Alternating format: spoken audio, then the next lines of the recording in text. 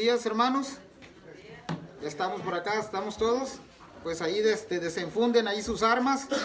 Vamos a estar en Marcos capítulo 2. Arrancamos ya con este capítulo 2.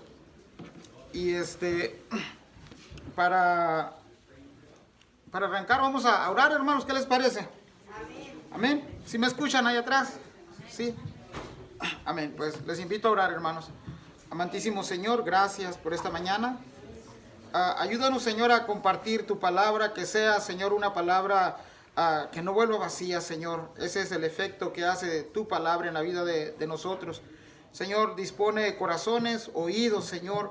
Dispone también obediencia, Padre, a nosotros para que podamos aplicar lo que vamos aprendiendo cada día de ti, Señor. Gracias por las lecciones de la Biblia. Toca, Señor, corazones. Señor, que la palabra que vamos a exponer el día de hoy, Señor, sea también llevada a otras vidas, Señor. Que pueda hacer efecto en vidas que te necesitan, vidas que están ansiosas de saber de ti, Señor. Gracias, Señor, por esta oportunidad que nos dan de enseñar tu palabra. Gracias, en el nombre de Cristo Jesús, amén y amén. Pues, hermanos, la lección de hoy se llama La autoridad de Jesús para perdonar pecados. La autoridad de Jesús para perdonar pecados. ¿Sabían ustedes que hay grupos donde sí toman a Jesús como un gran profeta, como un gran maestro, pero no reconocen ni su divinidad y no reconocen ni la autoridad de Jesús para perdonar pecados? Sí sabían que existe este tipo de grupos, ¿verdad? Y nosotros vamos a enseñar ahora lo opuesto. Vamos a enseñar que Cristo es el único que tiene autoridad para perdonar pecados. Y gracias a Dios, hermanos, porque muchos de nosotros que ya hemos recibido a Cristo como Señor y Salvador, tenemos esa garantía de su palabra. Amén. Entonces, vamos a estar del capítulo 2, del 1 al 12. La autoridad de Jesús para perdonar pecados. Y vamos a hacer lo siguiente. Voy a leer un verso yo y un verso ustedes. Y en el último nos unimos. ¿Ya lo tenemos? Dice la palabra del Señor así. Entró Jesús otra vez en Capernaum después de algunos días. Y se oyó que estaba en casa.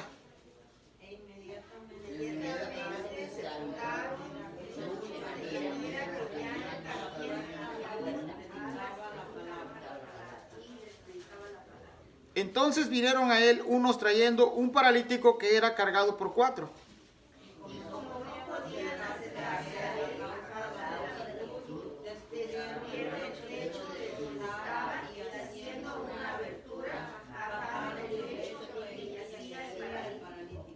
Al ver Jesús la fe de ellos, dijo al paralítico: Hijo, tus pecados te son perdonados.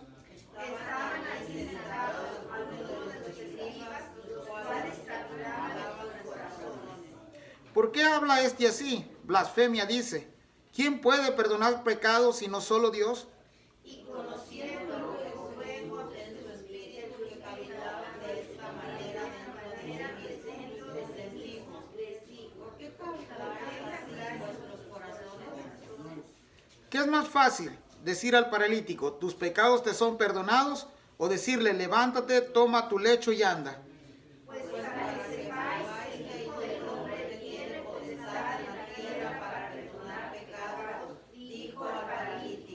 A ti te digo, levántate, toma tu lecho y vete a tu casa. Entonces él se levantó enseguida y tomando su lecho, salió delante de todos, de manera que todos se asombraron y glorificaron a Dios, diciendo, nunca hemos visto tal cosa. Amén. Hasta ahí nada más, hermanos. ¿Cuántos quedaron ahí impresionados por esa pequeña lectura que hicimos? Marcos nos comienza a narrar, hermanos, el ministerio de Jesús, y mostrando en los primeros versos, desde el primer capítulo, nos mostró a Jesús como el Hijo de Dios, como el siervo sufriente que tiene autoridad. En los capítulo 1 vimos que Jesús tiene autoridad sobre las fieras del desierto, que tiene la autoridad sobre la predicación de las buenas nuevas, tiene autoridad sobre la enseñanza, sobre los demonios, sobre las enfermedades. Y Marcos quiere que sus lectores reconozcan a Jesús que tiene autoridad sobre las personas que tienen autoridad en ese momento, es decir, los religiosos de su época. Pero no solamente eso, Marcos también quiere demostrarnos que Jesús tiene poder para perdonar pecados. Eso es una verdad que tenemos que creer.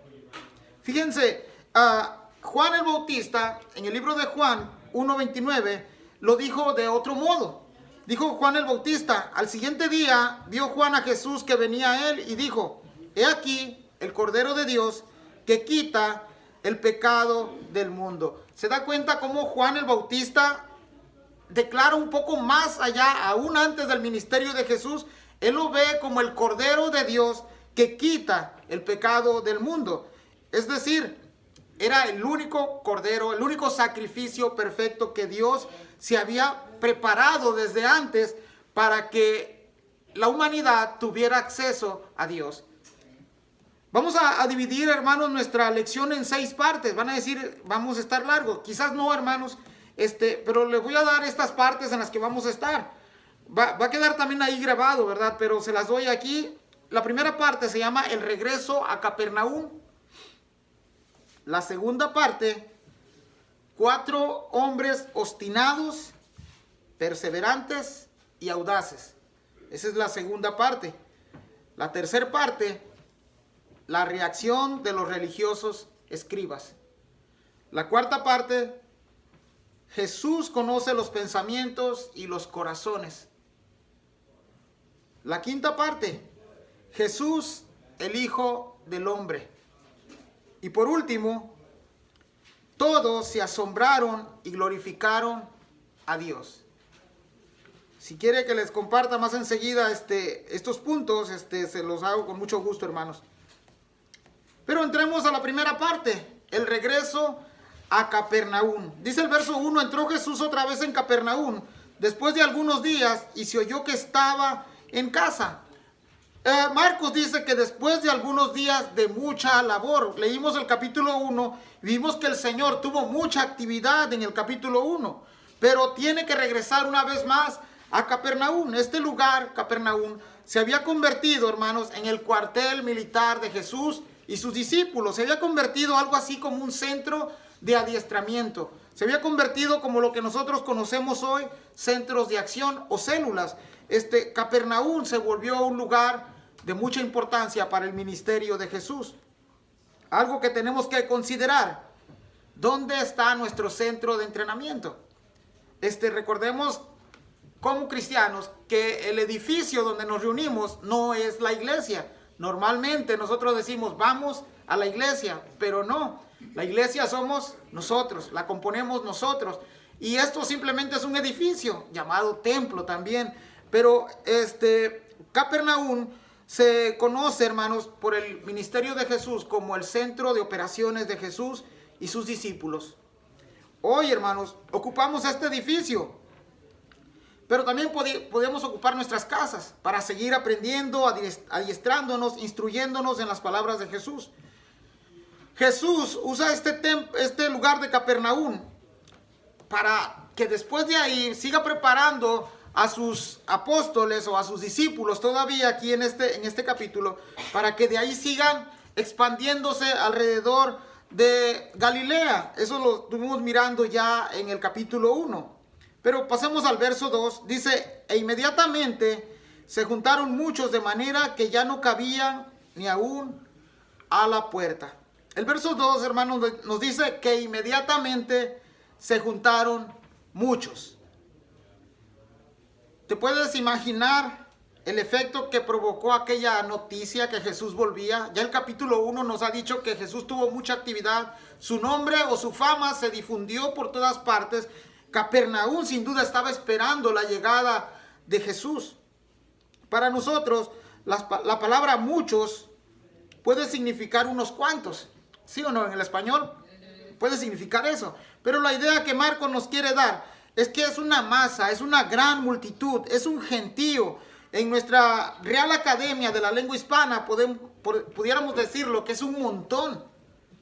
Y para exagerar este verbo de un montón, Marcos dice de manera que ya ninguno cabía ni a la puerta. Hermanos, estábamos hablando ya algunas lecciones pasadas de que cada aldea alrededor de Galilea se componían de 15,000 personas, más o menos aproximadamente. Pero aquí dice que toda la ciudad se agolpó a la puerta de la casa donde se encontraba Jesús. Aquello, hermano, era algo nunca antes visto en Capernaum. Un solo hombre provocando que las masas vinieran a él. Pero hay algo interesante en el verso que leímos. Al final dice, y les predicaba la palabra. Predicar, hermanos, es exponer, declarar, hablar la palabra. Si algo tenemos que tener en cuenta es que la predicación de la palabra es un ministerio o un asunto de seriedad muy importante. Jesús la expone la palabra, fue tomada con mucha seriedad por parte de Jesús.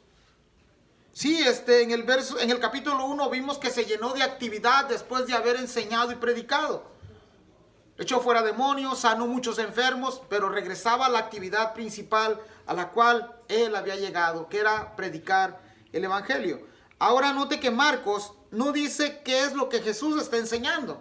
Él solamente lo resume que es la predicación nada más, la prédica. Predicaba Jesús, dice ahí el verso 2. Marcos no nos da este detalle. Pero vayamos ahí tantito a Marcos 1:38 y 39. ¿Alguien me quiere ayudar, por favor, con esto? Él les dijo, vamos a los lugares vecinos para que prediquen también allí, porque para esto he venido. Y predicaba en las sinagogas de ellos en toda Galilea y echaba fuera los demonios. Muchas gracias, hermana. Entonces, el énfasis era la predicación. Regresamos ahí a Marcos 1, a 14 y 15, por favor.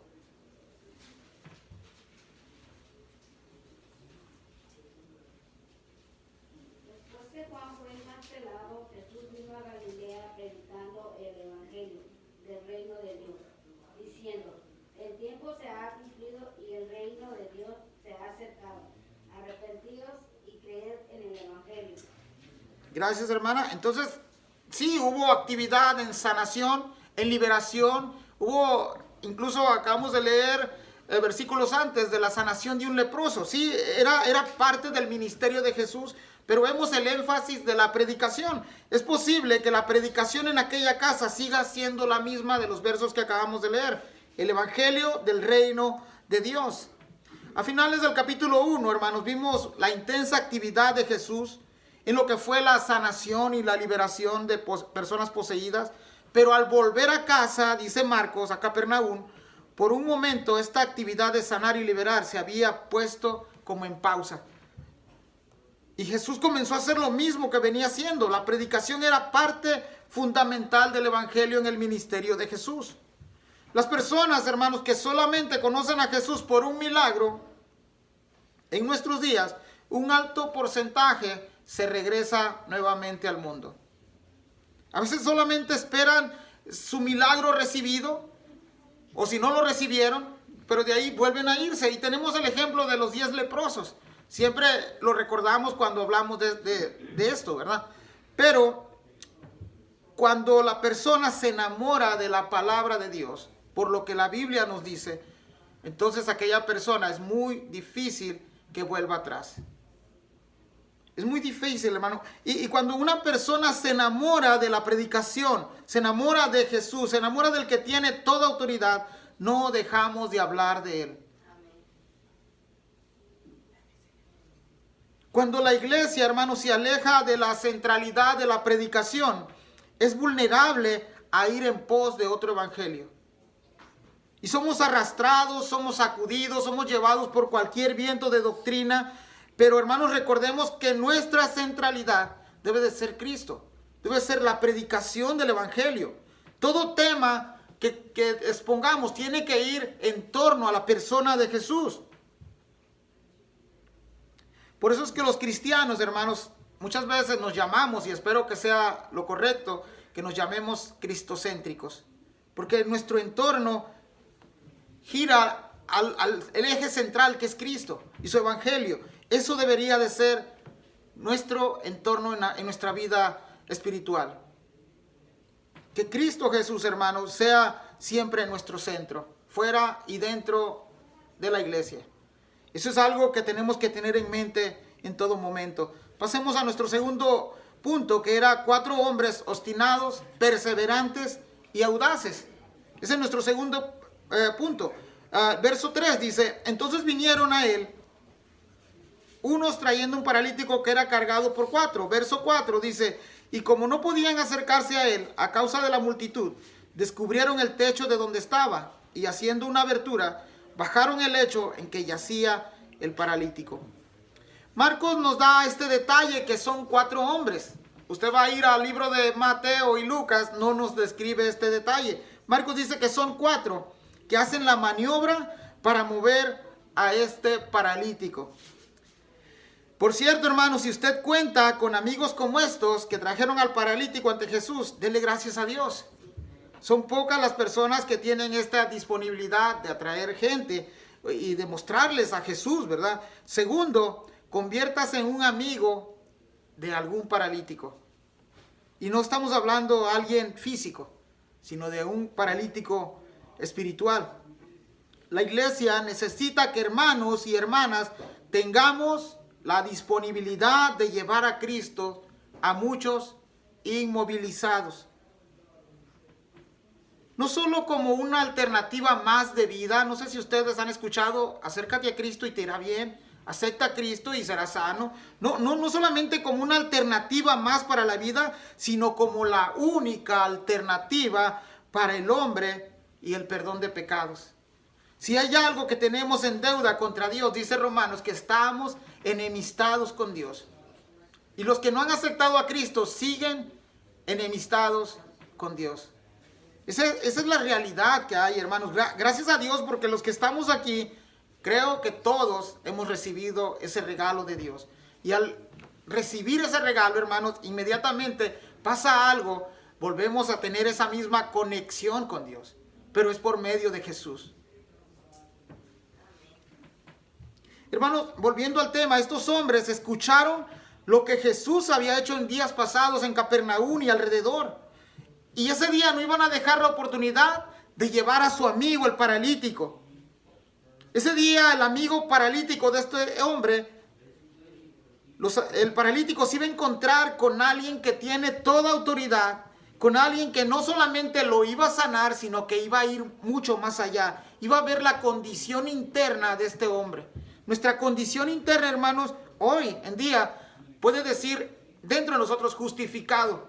Pero ¿saben por qué? No es por nuestras obras. No es por nuestra obediencia, porque nos quedamos muy cortos. No es por nuestras ganas que le pongamos.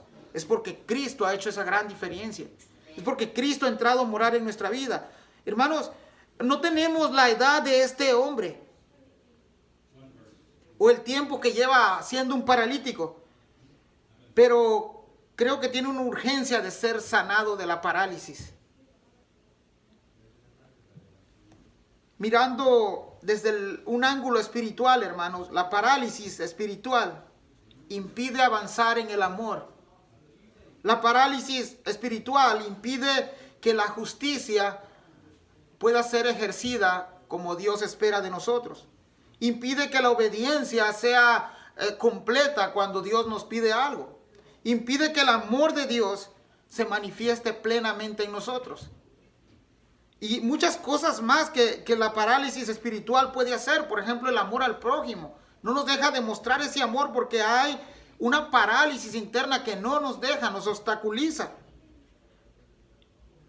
La parálisis espiritual nos impide ir a otros y testificar. Y muchos nos encontramos en esa situación, hermanos. Y Jesús puede y tiene el poder y la autoridad para que seamos sanos de esa parálisis. Y hoy puede ser el día. Hoy puede ser el día para que alguien reconozca su imposibilidad de acercarse a Dios y reconocer a Jesús como el único medio para poder acercarse a Dios. Estos hombres se encontraron con una barrera para estar frente a Jesús. Pero saben que esa barrera de la multitud que estaba a la entrada de la casa no les impidió a aquellos a llevar a su amigo, a Jesús. Su audacia, su tenacidad fue increíble, hermanos. Las casas de ese tiempo se fabricaban de mezcla de ramas y barro seco. Creo que en nuestro país todavía se ocupaba hace algunos años lo que conocemos como el... sí, aparte de la mezcla que hacían entre lodo y y adobe. Algo parecido, ¿verdad? El adobe. Aquí se hacía de mezcla de ramas y de barro seco. Y además las casas, hermanos, contaban con al lado de afuera, con una escalera que facilitaba subir a los techos. Como quiera, no era una labor tan fácil subir a una persona paralítica a una casa. Era algo que se necesitaba tener mucha habilidad, mucha audacia, mucha responsabilidad también, porque se les cae y entregan mal el mandado, ¿verdad? Pero meter el lecho, ahí la palabra lecho es la palabra camilla, eso habla de la necesidad y la urgencia de este hombre, hermanos.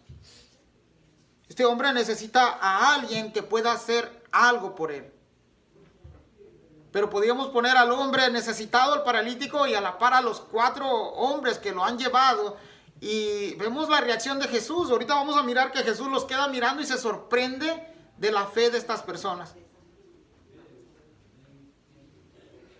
Saben que en estos versos vamos a mirar que Jesús va a mostrar no solamente su autoridad de sanar a alguien, no solamente la autoridad de perdonar pecados, sino que implícitamente el texto nos muestra que Jesús está mostrando su divinidad.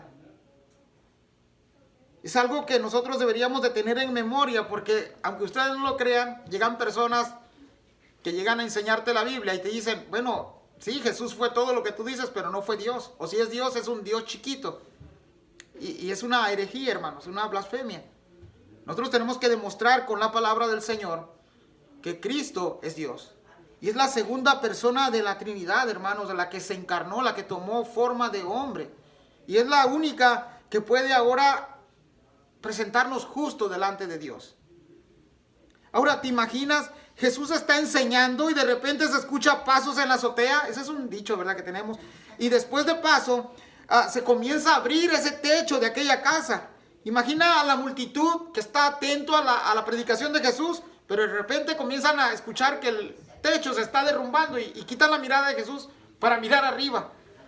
Y ver aquella escena en ese momento, hermanos, me imagino que hubo un silencio total ahí. Y el dueño de la casa que no se enojó también, ¿verdad? Porque le están destruyendo la casa. Pero era más importante que ese día Jesús mostrara su poder, su divinidad. Es más, yo pienso que el mismo Jesús se detuvo por un poco, interrumpió su predicación en ese momento y está mirando cómo los hombres están metiendo al paralítico en aquella casa. Es algo inesperado. Y usted no va a encontrar otro relato como este en la Biblia. Es único.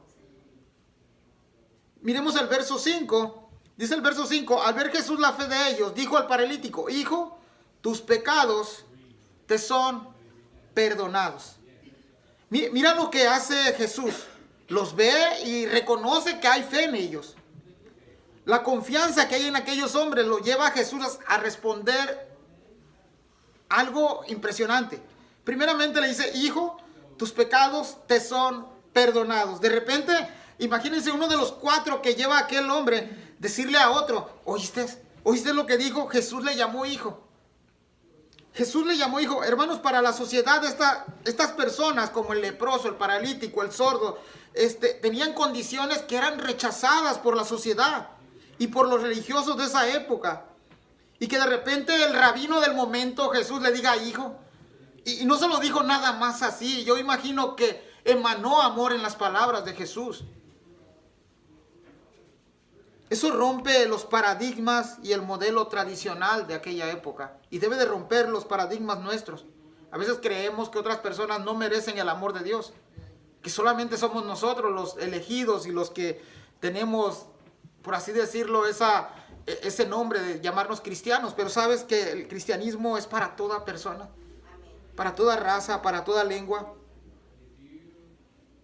Eso es lo que hace a Jesús diferente de cualquiera que se cree que tiene autoridad. Vamos a mirar que aquí hay un grupo de personas que piensa que tienen la autoridad pero vemos que se van a encontrar con el que tiene toda autoridad.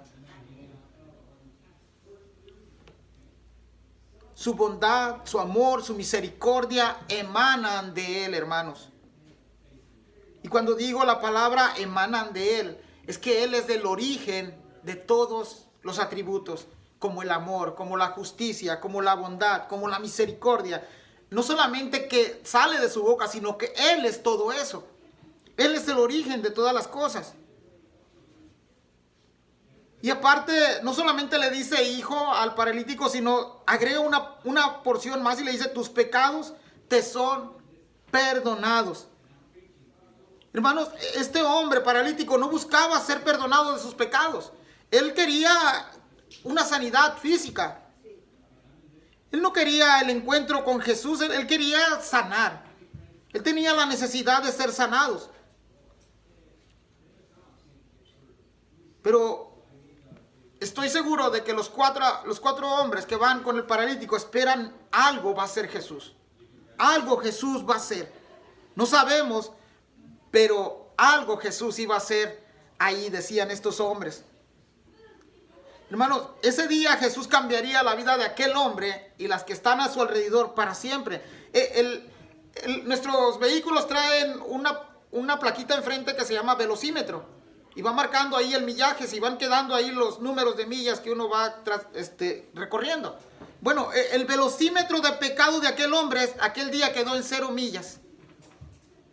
Quedó limpio para siempre.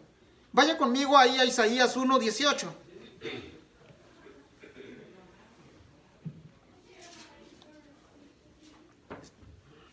¿Alguien me lo quiere leer, por favor? Amén. Amén, hermano. Venid luego, dice Jehová, y estemos en cuenta. Si vuestros pecados fueren como la grana, como la nieve serán emblanquecidos. Si fueren rojos como el carmesí, vendrán a ser como blanca lana. Gracias, hermano. Ese día, hermanos, el día del paralítico y Jesús, ese día Isaías dice que si nuestros pecados, si vuestros pecados, dice ahí Isaías, fueren como la grana, como la nieve serán emblanquecidos. Si fueren rojos como el carmesí, vendrán a ser como blanca lana. ¿Ven ese contraste? ¿Cómo estábamos? Y nuestra vida es algo similar. Estábamos todos quizás negro, pero Dios nos ha tornado en blanco. Hemos pasado de la impureza a la pureza. Hemos pasado de lo que no le agrada a Dios a lo que le agrada a Dios. Eso es lo que hace Jesús. Romanos 3:23 dice, por cuanto todos pecaron y están destituidos de la gloria de Dios. Hermanos, delante de Dios, todo hombre, toda mujer, todo joven, todo niño, Dios los ve en pecado. Pero está el antídoto, la cura para este mal, llamado Jesús. Solo Jesús puede perdonar pecados. El hombre está imposibilitado, inmovilizado de acercarse a Dios, pero cuando viene a Jesús y reconoce y confiesa su pecado, esa relación fracturada por el pecado se vuelve a restaurar. Y yo espero que nuestra relación con Dios esté restaurada, hermanos. Romanos 6:23 nos dice, porque la paga del pecado es muerte, mas la dádiva de Dios es vida eterna en Cristo Jesús, Señor nuestro. La muerte es el resultado del pecado, pero la gracia de Dios, el regalo de Dios, o sea, Cristo es el que nos da vida eterna. Hermano, créalo, eso es una verdad. Es una verdad que usted no debe de dejar de creer nunca. Ahora regresemos a la escena. Imagínense que los hombres quedaron en silencio al ver que el techo se estaba abriendo, pero regresaron la vista a Jesús cuando Jesús dijo, tus pecados te son perdonados, y aquel silencio se hizo aún más. No esperaban que Jesús dijera estas palabras. Yo imagino que el suspiro de las personas que están ahí se oía en el ambiente de aquel momento. Algunos de asombro, otros de coraje, otros tal vez por no creer, por ingenuos. Pero esas simples palabras de Jesús trajeron reacción a las personas. Miremos el tercer punto, la reacción de los religiosos, versos 6 y 7. Estaban ahí sentados algunos de los escribas, los cuales cavilaban en sus corazones. ¿Por qué habla así? Blasfemias dice. ¿Quién puede perdonar pecados sino solo Dios? Hermanos, Marcos nos dice que los escribas están sentados en primera fila. Pero quizás es para evaluar la predicación de Jesús, o lo que es peor, para arruinarle el ministerio a Jesús. Algunos querían agarrarlo en algo para acusarle, pero es probable que la intención de estas personas era buscar algún error en la predicación de Jesús para después desacreditarlo. No era la primera vez que esto iba a pasar. Durante el ministerio de Jesús siempre estaban ahí acosándolo, acechándolo para ver cómo él erraba. Pero lo que no sabían es que estaban con la sabiduría encarnada. Estaban con el mismo Dios. Los escribas, hermanos, eran los responsables de enseñar, de copiar, de instruir, de transcribir la ley de Dios. Por así decirlo, eran los maestros de la ley. Eran los responsables de su interpretación y de su aplicación. No era malo ser un escriba. El detalle estaba ahí de que ellos habían perdido de vista a Jesús. No le reconocieron. Pues estos escribas, al escuchar a Jesús, hermanos, se les activó el sensor de crítica. Pero es una crítica interna, no la han hecho con sus labios, no la han expresado, pero en sí en sus corazones, con celos, según ellos, por la palabra de Dios, dudando de las palabras de Jesús. Es como decir entre ellos, oyeron, Jesús se puso al nivel de Dios. Más o menos algo así comenzaron a pensar internamente. Ellos habían acertado en su conclusión, hermanos.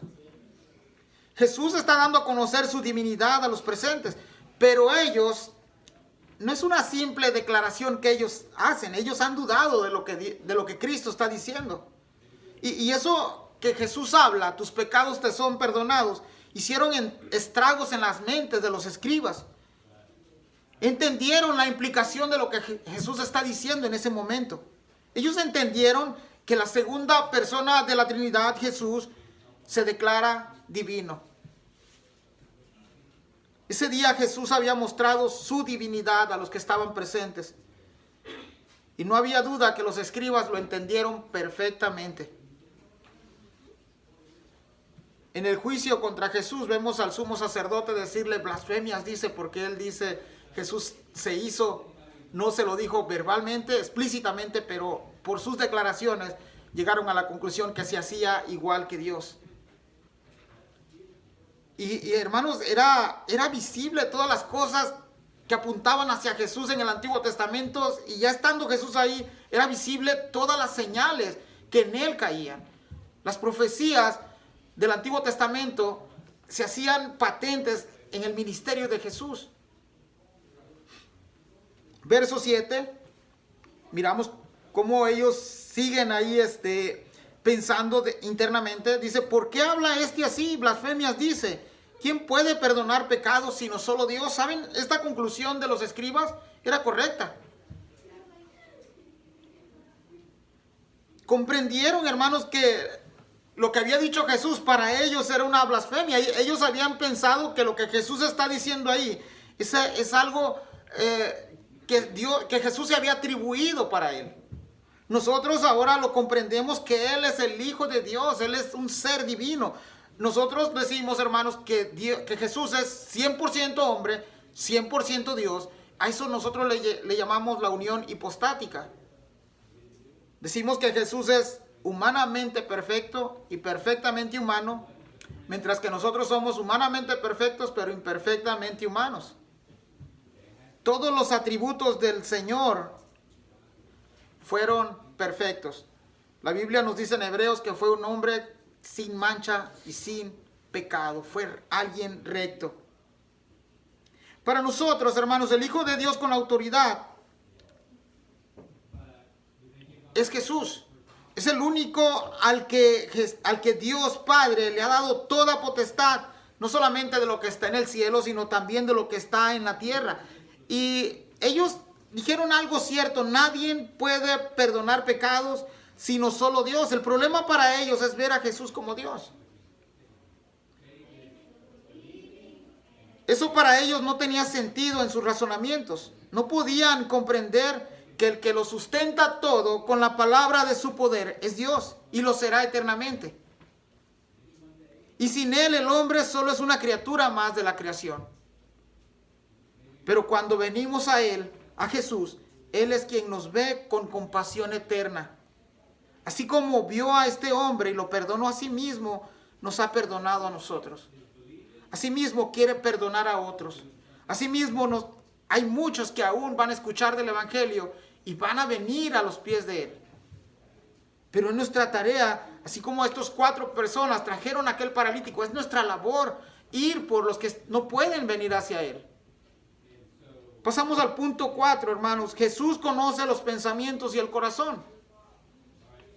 Dice el verso 8. Y conociendo luego Jesús en su espíritu que cavilaban de esa manera dentro de sí mismo, les dijo: ¿por qué caviláis así en vuestros corazones? Cavilar aquí es la manera de pensar internamente sin decirlo, o también es tener una opinión profunda, ya sea en nuestra mente o en nuestro corazón. Pero esto pone a Jesús como al ser que lo conoce todo. Nosotros decimos que Él es omnisciente. Vayamos a Salmo 139:4.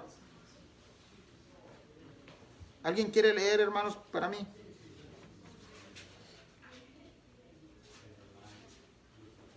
Amén. Amén, hermano. Pues aún no está la palabra en mi lengua, y aquí, oh Jehová, tú la sabes todo. Muchas gracias, hermanos. Así que volviendo a los escribas, estos hombres solo habían pensado internamente, ni siquiera lo habían dicho, y Jesús saca a la luz sus pensamientos. Esa es otra manera más que están hablando con el Dios encarnado, con el que conoce las cosas. No es la primera vez que Jesús va a hacer esto. Más adelante en la historia de Marcos vamos a mirar que Jesús sigue usando esto para darse a conocer que Él es Dios. Jesús, hermanos, conocía qué es lo que las personas piensan de Él.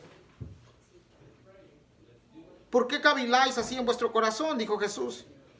¿Se sorprenderían aquellos hombres al escuchar la pregunta de Jesús? Yo pienso que sí. Porque era algo que ellos están pensando internamente. Hermanos, ¿cómo es posible que un simple hombre, hijo de un carpintero, según la historia de José, podía conocer lo que hay dentro de los corazones si no es Dios? Era algo sorprendente en ese momento, porque para ellos ver a Jesús como el Dios encarnado era totalmente imposible. Gracias a Dios que nosotros hemos creído, ¿verdad? Y ¿saben qué dice Efesios? Que es por la fe, y esa fe aún no es de nosotros. Esa fe también es un regalo de Dios. Y hermanos, y Dios a cada uno de los que hemos creído nos ha puesto esa fe para creer en el Hijo de Dios. Verso 9. Dice el verso 9, ¿qué es más fácil decir al paralítico: tus pecados te son perdonados?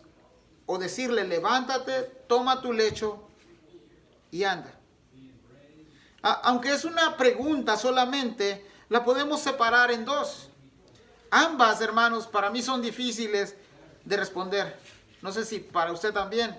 Por la historia ya conocemos lo que Jesús va a decir. Pero si en ese momento te lo hubieran hecho a ti o a mí, ¿qué hubiéramos respondido? Es algo bien difícil de responder. Pero teológicamente, un hombre común no puede perdonar pecados. Sin embargo, ese hombre, Jesús, aunque es común como todos los demás, de carne, de hueso, con sus limitaciones humanas, estaba a punto de demostrar su autoridad y su divinidad. Ahora, podríamos decir que la primera parte de la pregunta es la más sencilla o la más fácil. Aunque es algo intangible. Decir, tus pecados te son perdonados, usted no lo puede ver, no lo puede tocar, no puede saber si se llevó a cabo o no se llevó a cabo este acto de perdonar pecados. Jesús va a sellar estas palabras con la autoridad de hacer un milagro tangible. De lo intangible pasó a lo tangible, algo que se puede ver, palpar, mirar, observar. Tanto en lo físico como en lo espiritual. Miremos el punto 5, hermanos. Jesús, el Hijo del Hombre. Verso 10. Dice, pues para que sepáis que el Hijo del Hombre tiene potestad en la tierra para perdonar pecados, dijo al paralítico. Leemos el 11. A ti te digo, levántate, toma tu lecho y vete a tu casa. El Señor Jesús no les da tiempo ni siquiera ni de responder. Se dan cuenta que de una pregunta salta a la otra. Y Él se llama a sí mismo Hijo del Hombre. A Jesús se le conoce como el Hijo del Hombre, como el Hijo de Dios. Un término, hermano, que lo usa para Él mismo. Él mismo se está diciendo el Hijo del Hombre. Y lo leeremos en los evangelios como Marcos, Lucas, Mateo, Juan, más de 80 veces ese título. Daniel también lo menciona en el libro de Daniel. Y una vez más en el libro de Hechos, cuando Esteban es apedrado. Esteban también hace esta afirmación del Hijo del Hombre. El Hijo del Hombre, como se llama a sí mismo, dice, tiene potestad,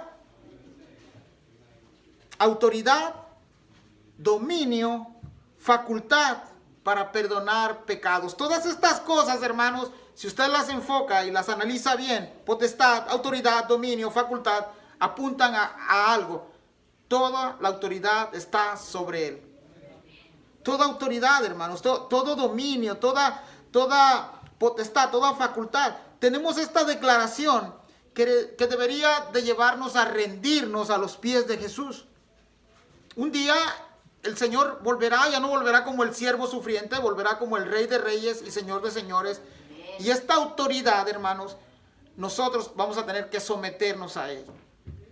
Y no solamente nosotros, porque la palabra del Señor nos dice que toda rodilla se doblará delante del Rey de Reyes. Amén. Esa es una verdad. Cada día que leemos la Biblia y conocemos este tipo de frases, vamos conociendo toda la autoridad que Jesús tiene. Hermanos, eso sigue estando presente en nuestros días. La verdad de que Jesús sigue perdonando pecados es una gran noticia para compartir. Nosotros, hermanos, tenemos esa gran tarea y debería de ser, lejos de ser una gran tarea, debería ser un gran privilegio. A veces lo vemos como una carga imposible de llevar. A veces lo vemos como algo que se nos ha impuesto. Pero lejos de ser algo impuesto, deberíamos de verlo como un privilegio de servirle al único Dios verdadero. Hubieron personas en el pasado que murieron a causa de predicar el Evangelio. Siguen habiendo ese tipo de personas. La hermana Elizabeth en su oración mencionó Afganistán, Pakistán, algunos otros países donde ser cristiano es sinónimo de muerte. Y esta gran noticia de que Jesús sigue perdonando pecados está vigente. ¿Hasta cuándo? Hasta que Él mismo regrese en gloria. Mientras, hermanos, tenemos una gran tarea por cumplir. Mire el verso 11. Dice el verso 11, a ti te digo, levántate, toma tu lecho y vete a tu casa. Mira estas palabras. A ti te digo, se está refiriendo al paralítico. Ahora te imaginas la emoción de aquel hombre que está ahí en el lecho, en la cama.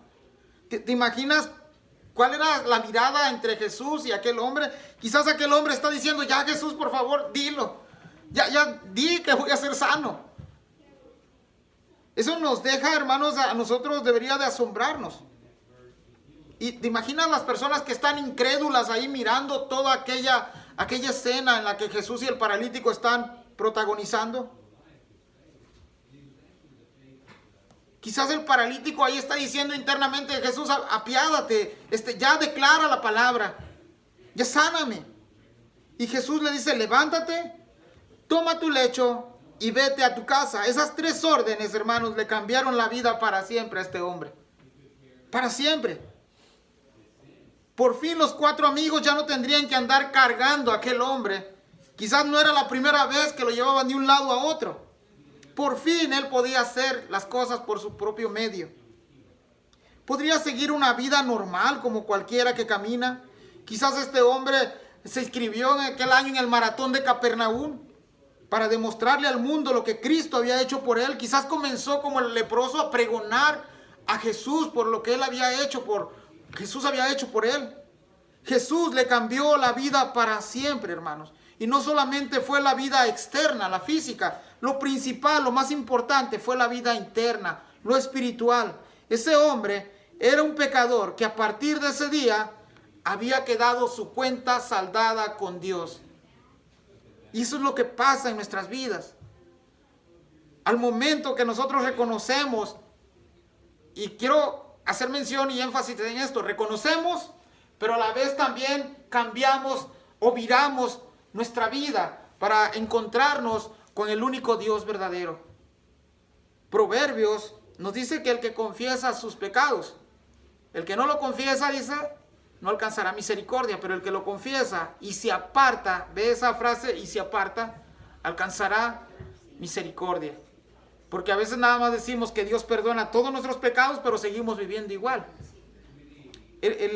La gran diferencia es que dice Proverbios que el que los confiesa y se aparta alcanzará misericordia. Y hemos estado mirando todo este ministerio de Jesús en el primer capítulo de Marcos, y siempre la predicación del evangelio fue: arrepentíos y volveos a Dios. Eso era lo que Jesús decía. Vimos la introducción de Juan el Bautista también al inicio del capítulo, y era el mismo mensaje: arrepentíos y convertíos de vuestros pecados. Hermanos, ese mensaje no ha cambiado. Si vas a presentarle el evangelio a alguien, si vas a presentarle a Jesús a alguien, asegúrate de que primero sus pecados sean perdonados. Vaya ahí conmigo a Primera de Juan 1:9. Primera de Juan 1:9. Si alguien quiere leer, hermanos, adelante.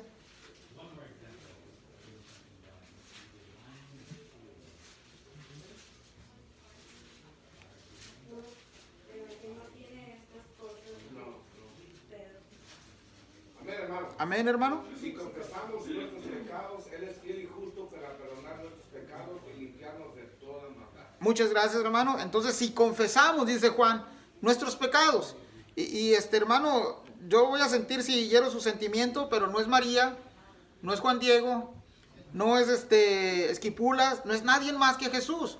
Dice, si confesamos nuestros pecados, Él, Jesús, es fiel y es justo para perdonar nuestros pecados, y no solamente limpiar, sino dice, y limpiarnos de toda maldad. Ese es un motivo por el cual nosotros tenemos que alabar a Jesús, exaltar su nombre. Un día, hermanos, estuvimos como este hombre, sin esperanza, alejados del único Dios, pero Él nos ha perdonado para siempre. Al venir a Jesús, nuestras deudas quedan saldadas, nuestras deudas del pecado, pero lo más hermoso es que nos ha perdonado en el pasado, nos perdona en el presente y nos seguirá perdonando en el futuro. Y eso no quiere decir que tenemos que volver al mundo y Él sigue perdonándonos, no.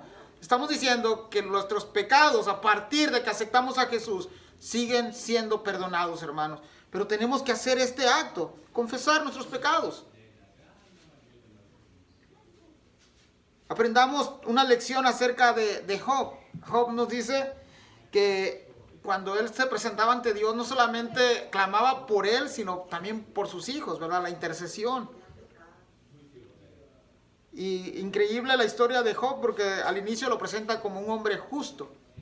Alguien que había sido justificado por Dios, por creer en Dios. Vamos a pasar al último punto, que se llama todos se asombraron y glorificaron a Dios. Verso 12, hermanos, y ya casi estamos ya en la recta final.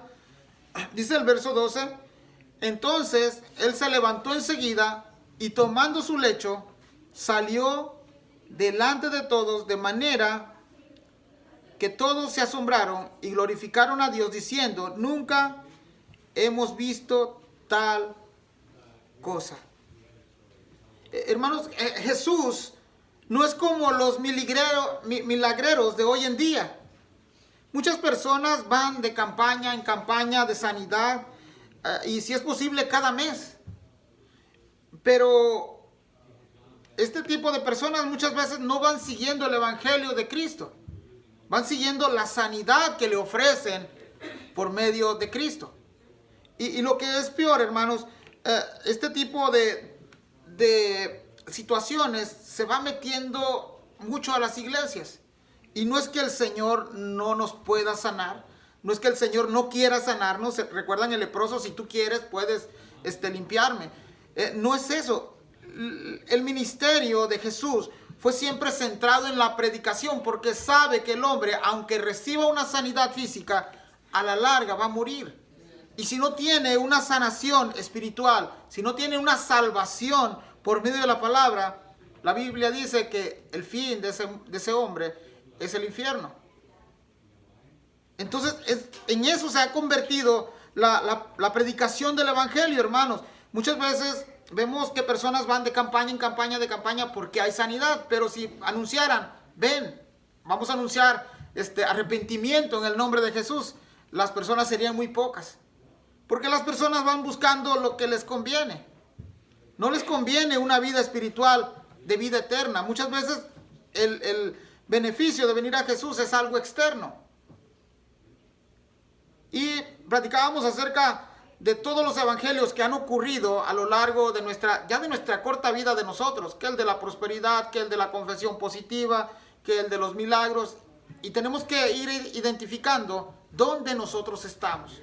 Y reconocer que el evangelio que nos muestra Marcos, así como el resto de los evangelios, es de Jesús queriendo traer personas para que sean salvas.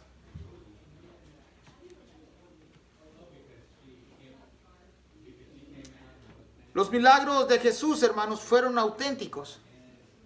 Y Marcos dice que aquel hombre se levantó enseguida. Ni siquiera ocupó ayuda. Él se levantó solo, tomó su lecho, dice Marcos, su camilla, y pasó por delante de toda la multitud. Hermanos, no estuvimos ahí, pero si usted se puede imaginar por la narración de Marcos, ¿cómo quedaría aquella gente que lo vio todo en ese momento? Imagínense experimentar la palabra de Jesús, que escucharon decirle al paralítico, levántate, toma tu lecho y anda, y luego el paralítico pasar por en medio de aquella multitud. Quizá la gente se espantó aún más todavía.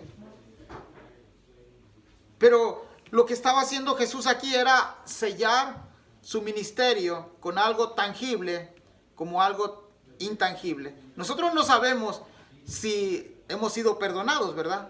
Pero lo creemos, ¿verdad? Porque Jesús es fiel a su palabra, porque Él ha sido fiel, hermanos. Sí, hermano. Allí también algo bien importante, fíjese que aunque ahorita Jesús ya no está aquí en la tierra con nosotros, ¿verdad? Y su palabra sigue siendo aquí, lo mismo que Él dijo hace 2000 años, nosotros lo tenemos en su palabra. Y somos perdonados cuando venimos a Cristo, y como dijo usted, cuando alguien recibe a Cristo en su corazón y se arrepiente, o sea, expresa y tiene conocimiento y acepta que es pecador, que somos pecadores. Amén. Porque para que seamos algo necesitamos reconocer que hemos sido pecadores, que hemos pecado. Pero fíjese, ¿cuál es lo intangible que reconocemos que hemos pecado y aceptamos a Cristo? Amén. Es algo que no se puede mirar. Pero a donde es como si el Señor nos dijera, toma tu lecho y levántate y anda, porque si nuestra vida cambia, ahí está lo tangible. Que se va a Amén. mirar, ¿verdad? Gracias, hermana. Buena observación. Y vemos la vida de este hombre cambió para siempre, hermanos. Había pasado de muerte a vida también.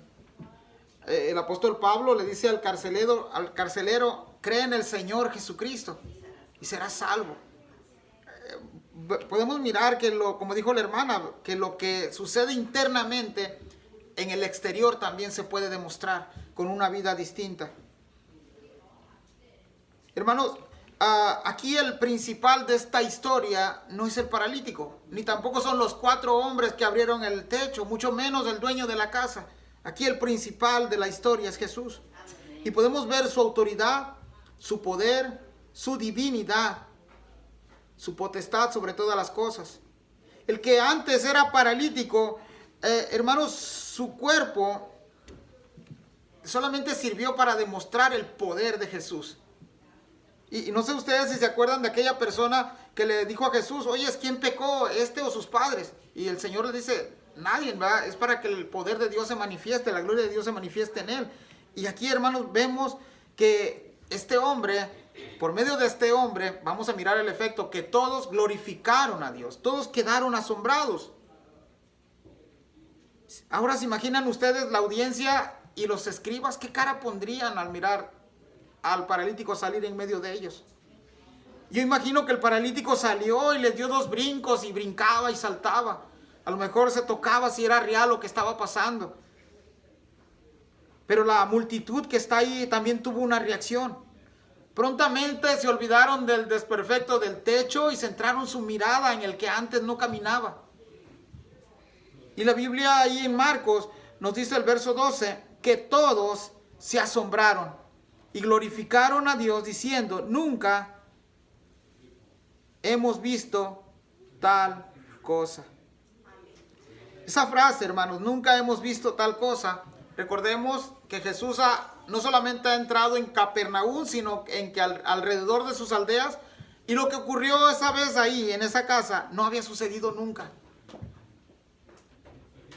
A lo mejor usted diga, bueno, de un paralítico quizás no ha ocurrido. Pero lo que no había ocurrido ahí, decir a Jesús abiertamente que Él era el único que podía perdonar pecados. Eso, hermanos, es algo que nosotros debemos de reconocer de Jesús. No hay nadie más, hermanos, que pueda perdonar pecados. El hombre, por muy buenas obras que haga, no puede acercarse a Dios. Necesita a Jesús. Necesita a Cristo en su corazón. 3 puntos que voy ya para terminar, hermanos, si usted quiere ahí anotarlos. Pero el primer punto es que Jesús tiene toda autoridad para perdonar pecados.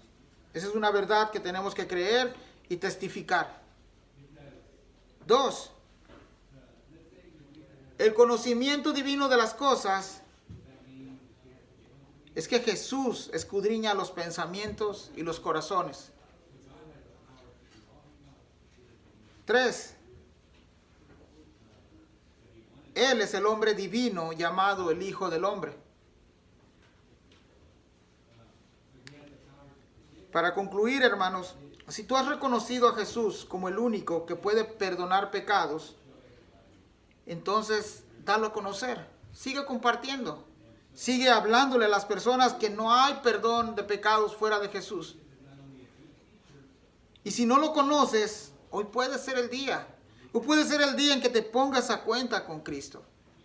Hoy puede ser el día en que, al igual que aquel paralítico, Dios quiera levantarte de donde te encuentras.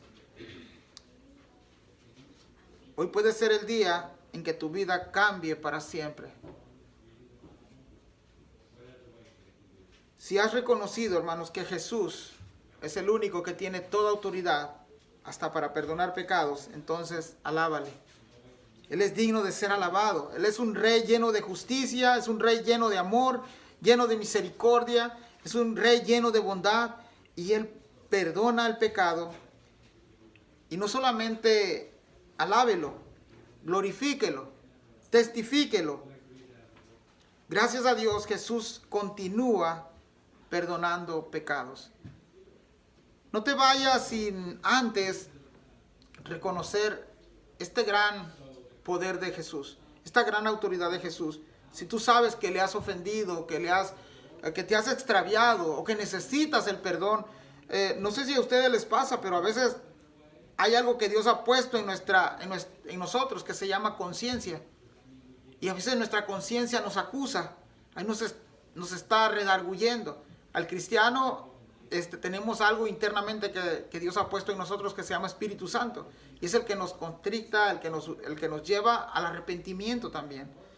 Pero si en este día, hermanos, te has identificado con este paralítico y sientes que no puedes acercarte a Dios porque el pecado te ha alejado de Él, hoy es el día de reconciliación, hoy es el día de ponerse a cuentas con Dios.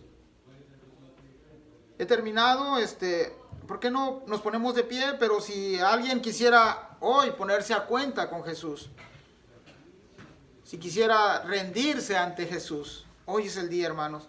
Hoy es el día, amigo. No te vayas sin haberle entregado tu vida a Jesús. Tú no sabes si en los próximos minutos, el próximo día, la próxima semana, pasaremos a la presencia de Él.